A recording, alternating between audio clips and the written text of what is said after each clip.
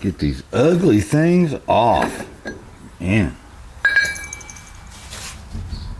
Maybe.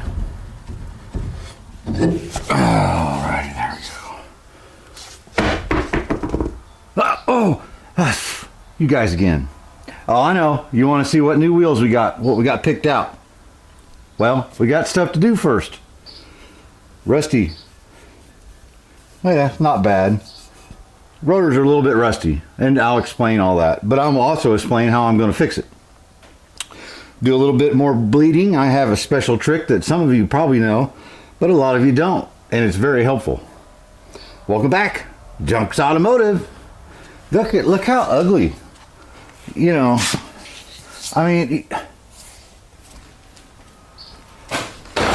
oh, I think I broke that. All right, come on, let's get busy. All right, so the air compressor is probably going to kick on right in the middle of something, so you'll just have to be okay with it. Die grinder, right? It's easier to use an angled die grinder, but mine apparently blew up the last time I used it, and it's no longer working. So what I've got, these are the coarse grit cleaner pads. They're for cleaning gaskets off and all that stuff, right? A little screw on back type thing, and it screws right into there. So what I want to do, if I can get this whirligig thingy back on, let's see.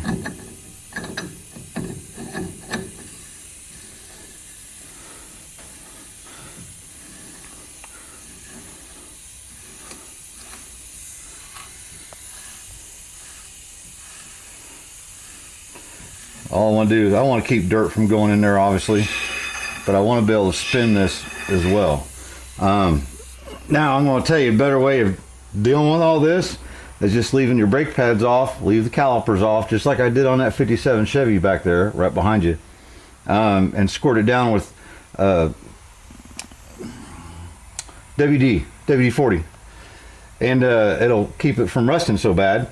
And you don't contaminate your brake pads, because it's not like you're going to drive it for a while. So I did these brakes, about 2 years ago, and just the moisture and just sitting, that's what they do. So there now, not a big deal to clean it off.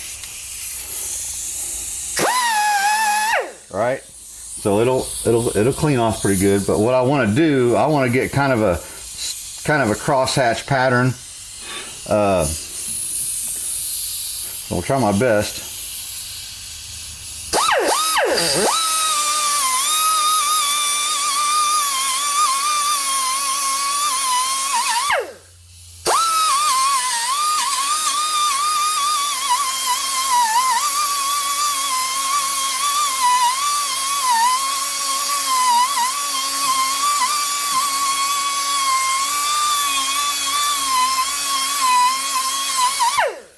Now once that disc breaks in a little bit, it's a little easier. Like I said, you're easier with a die grinder that's angled. It's going to be kind of tough to get in a place or two.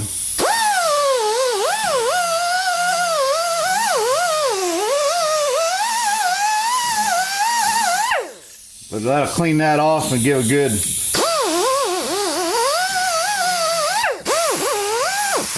braking surface for our brake pads.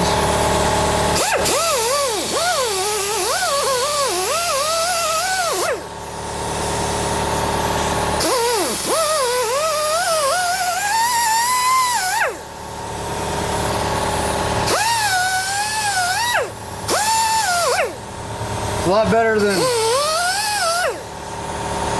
just say gonna drive it, burn it off while you drive it. Of course, I'll turn the wheel and do the other side. That's not gonna be so fun for you to watch, so I'll just do both rotors inside down, and I'll show you when I'm done. Well, that's a lot better. And rust really isn't necessarily bad for your brake pads. It's the roughness, it's the texture. Then if it's rough, it gets knocked off, gets burned off, the pads get hot spots in them, those rust particles get embedded in the pad, because the pad is a lot softer than this. Then they'll be squeaky and noisy, and Ralph will complain, and then I'll have to throw some new brake pads on it. You know, but hey, it's a little better than gonna turn them. I thought about taking them off. You gotta take the whole hub apart, unbolt them from the back of the hub, because they're on the back side here. They just don't come off, and these bolts and nuts hold them on. Well, when you do that, especially on a rotor that's already this thin, and you machine it, right, and make it all nice and pretty, that thickness is thinner. And what people don't understand, a lot of people don't, especially customers, aren't my rotors, well, no, your rotors aren't never, if I turn them, they're never going to be the same thickness. They don't dissipate heat as well, you know, because that's what they do. Then they get hot real fast, and then because they don't have the same mass, they cool off faster. And then next thing you know, your rotor is like a potato chip, and you hit the brakes and you're right. So, you know, let's just go with this for now. It'll be fine. So now I want to break loose both these bleeders, open up the bonnet, open up my cap on my reservoir, and see what kind of air comes out, because we've been driving around hitting the brakes and all that. So good chance we're going to get a bunch of air out, and we might have to resort to the vacuum action. And it's not like a vacuum bleeder like I've showed you before. We're going to do vacuum but opposite. Make sense? I didn't think so, but we'll get there.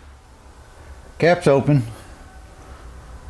I don't want to get my nice little thing wet either, but gotta have that open for gravity bleedage, or it'll just kind of sit there. The fluid won't come out. So I don't know if we're going to have air or not, but yep,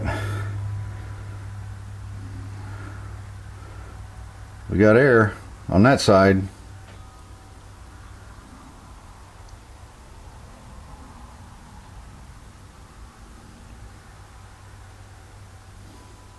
Lots of air. So what happens sometimes when you get air stuck in a system, you can, we didn't pressure bleed it. Like I said, we vacuum bled it and then gravity bled it, and that's it. But what'll happen when air does get stuck, it'll work its way either this direction or up. Most of the time it tries to go up, unless it can't. See what this one says.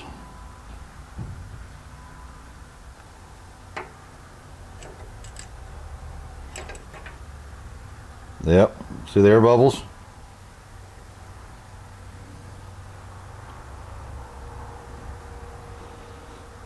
Like, then a lot of times driving the car around and pumping the pedal, and it'll work itself out to where it can come out later, or it makes it its way up and get to the reservoir, and it's out of the hydraulic part of the system anyhow, the pressure side, you know.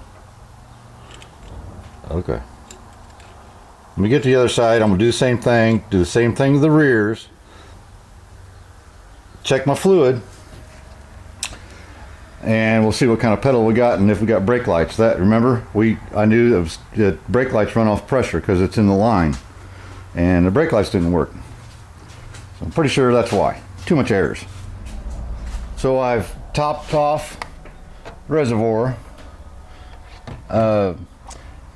All the bleeders broke loose just fine. Little tiny air came out of about everything, more on the right rear. Hit the pedal, and it, you know, it goes and it stops. I pump it, and it comes up nice and firm. Now what you want to do, especially on a car like this, just regular old manual brakes, let off that brake pedal and push it one time.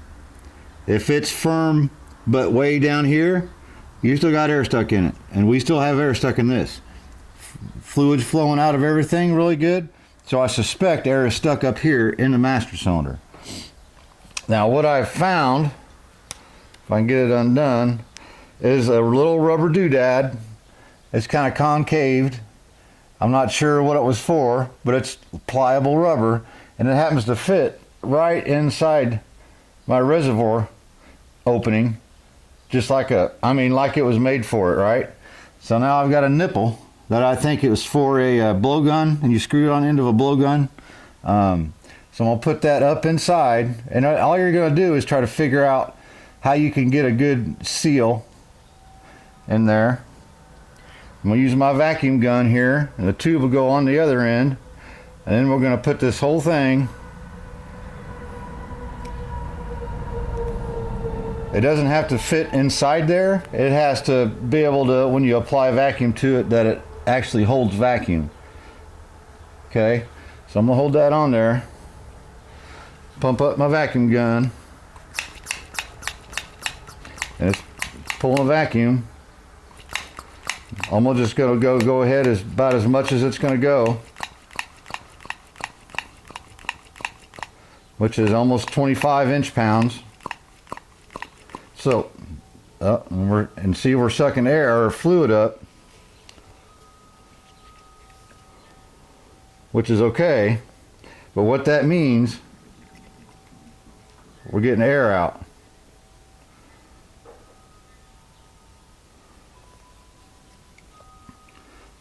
So that's not enough fluid to suck anything dry, and probably what's going to happen is it's going to collapse our calipers.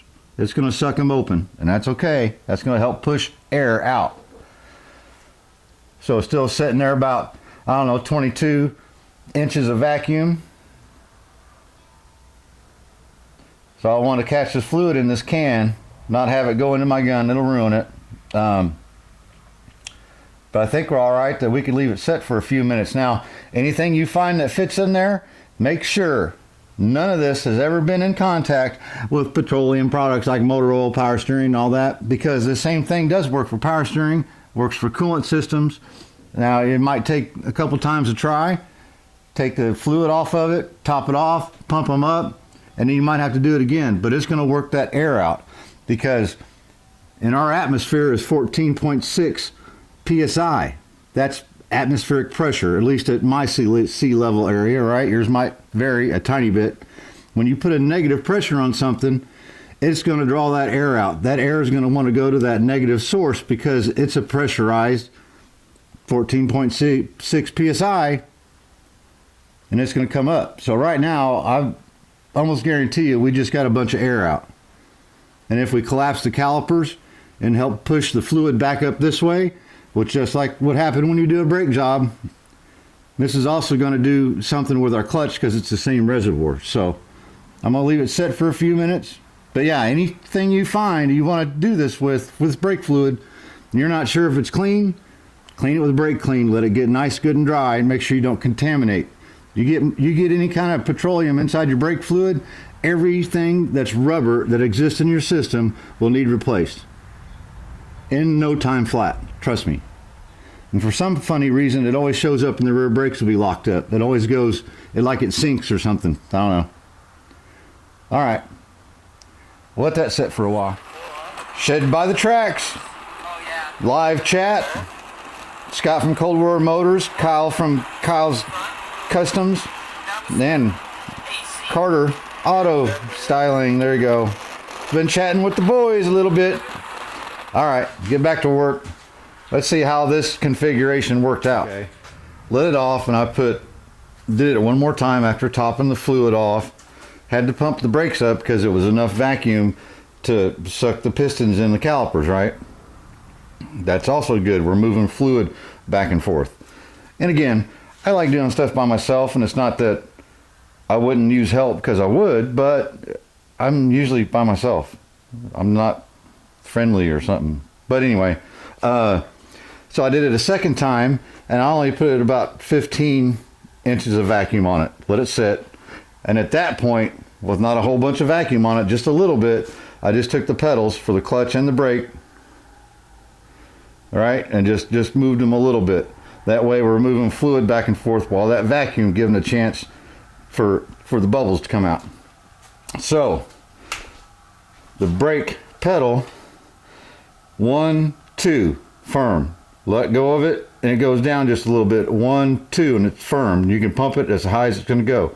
I think we need to adjust the rear shoes up, not on this side, but the other side. That's going to help that pedal level as well. And the clutch is, I mean, you don't have to pump the clutch. Again, we won't know until we drive it around a little bit. It's drivable, yard drivable. So what I'm going to do is put the cap on for overnight. Don't leave your master cylinder caps off for an extended period of time, right? Because that fluid is absorbing all the moisture in the air. when that happens, I'll put a video down here or up here somewhere that proves it will absorb moisture. I can put water in that thing and it'll go, it'll look like it's all brake fluid, but then you're lowering the boiling point. And this being .4, because it's MGA things, I don't want to lower the point, the you know what I'm saying, the boiling point. Oh, Ralph will get some brake fade and everything go to the floor and he'll freak out and pee all over his new seats. All right, let it sit overnight. We'll do it one more time, then we'll put some wheels on. Huh? Look there. What's that? Can't see him, can you? Psych. Okay. I didn't even put any more vacuum on it. Just come out here and pedals good. Okay, it feels good. You'll know when we drive it. It's one of those things, you know. Check the adjustment on the rears. We're good. Did show you how I cleaned the rotors off. You can use sandpaper if you don't have one of the little wiki-woo spinny things, right? And as far as the rust, I mean, they're going to rust. You could paint this. You could paint this right here. They're going to get hot and burn off, and they're going to rust. It doesn't matter, right? Got my regulator bolted in. I got the cover off in case I need to adjust it anymore. I want to get it running. Put our fancy wheels and tires on. Get it outside and give it a bath, just to rinse off, right? We want to get this dust off of here. You don't want to just go wiping it off with a towel, because all you're doing is rubbing all that crap into your paint and scratching it. You want to rinse it off first. So I'm going to do that. I've got to move some things. Oh, brand new tailgate for my truck. But that's a different story for a different video. Later this summer, maybe. We got to do some rust repairs on the daily driver. Gotta do what I gotta do, right? These channels don't pay for themselves. I gotta do stuff myself to pay for the channel. All right, let's see if I can get something done here, and I'll show you what the new wheels look like.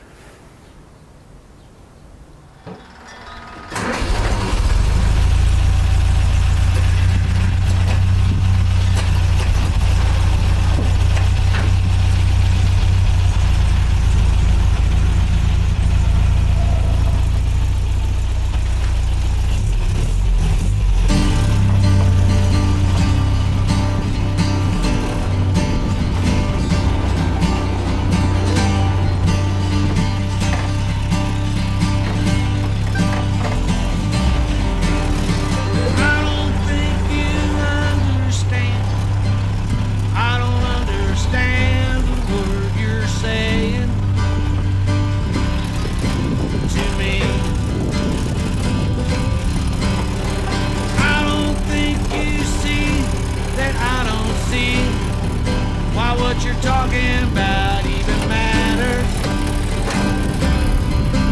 to me. I'm a bastard. I'm only thinking about myself. I'm a bastard.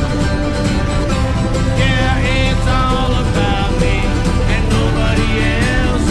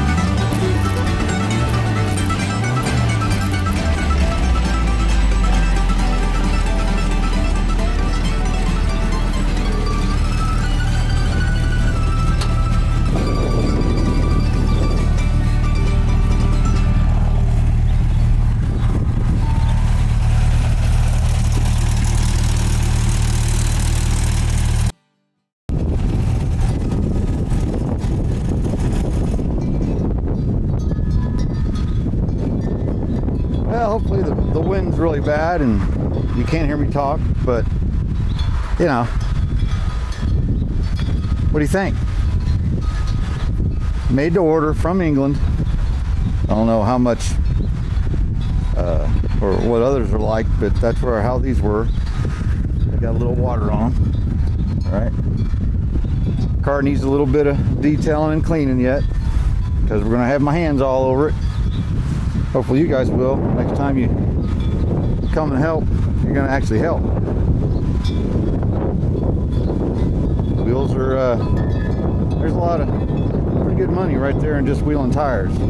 Got some Firestones and mini lights.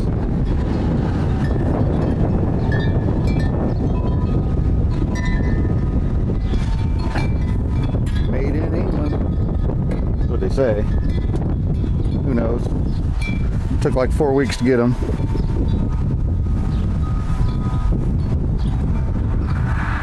Well, it's far from perfect, but perfect from afar.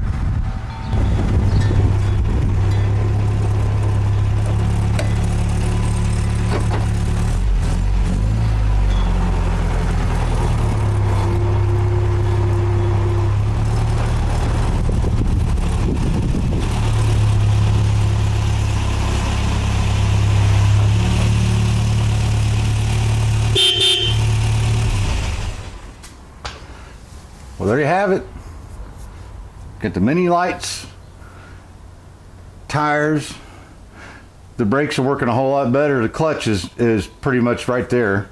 Might drive it a little bit once the brakes get broke in. You know, it's one of those things. Pick away at it a little bit at a time. But this car has came so far. Just a little over 2 years, I think. I'll have to look. Maybe even not, yeah, 2 years, somewhere around 2 years, when it came here in boxes and pieces, and look what we done. And I say we because we did this. I've always said it, if it weren't for you guys, I wouldn't be this far in this car. Ralph as well, but Ralph would be happy to me do it in my spare time whenever I felt like messing with it, and it wouldn't be nearly this. We wouldn't have the body work done, guarantee you. When it comes to your project, look, I said it before, you're the expert on your project, right? You deal with your skills, your abilities, the budget you have, the car you have, what you want to do with the car. That's up to you. All right? Checking out, see how people do things differently. I just do things the way I want to do them.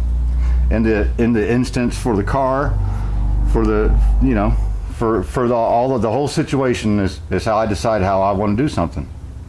There's 100 different ways to do something right. Look at it that way, okay? I sure appreciate you guys popping in. Let me know down in the comments. Say hello. What do you think of the wheel choice? We got to get the interior in the car. We got the bumpy rail pieces that go around. I think I've got to make the front one because you can't buy the front one. Then we'll mess with the convertible top, do a few little things, a final buff and a wax, some country miles. We're going to do that. And this car's going to its forever home, over at Ralph's house where it belongs. And hopefully we won't see it unless he's just visiting. All right, guys, remember, man, if any of this was easy, everybody would be doing it. Peace. We'll see you guys on the next one. Cheers. Oh, check out the Cold War Motors. Huh? They got cool merch and cool videos. And Shed by the Tracks. Check him out too. All right. See you guys later. I'm going to go get the go-kart fired up so me and the little one can ride around in the yard. Giggle and scream and, you know, hopefully we won't pee our pants. All right. Cheers.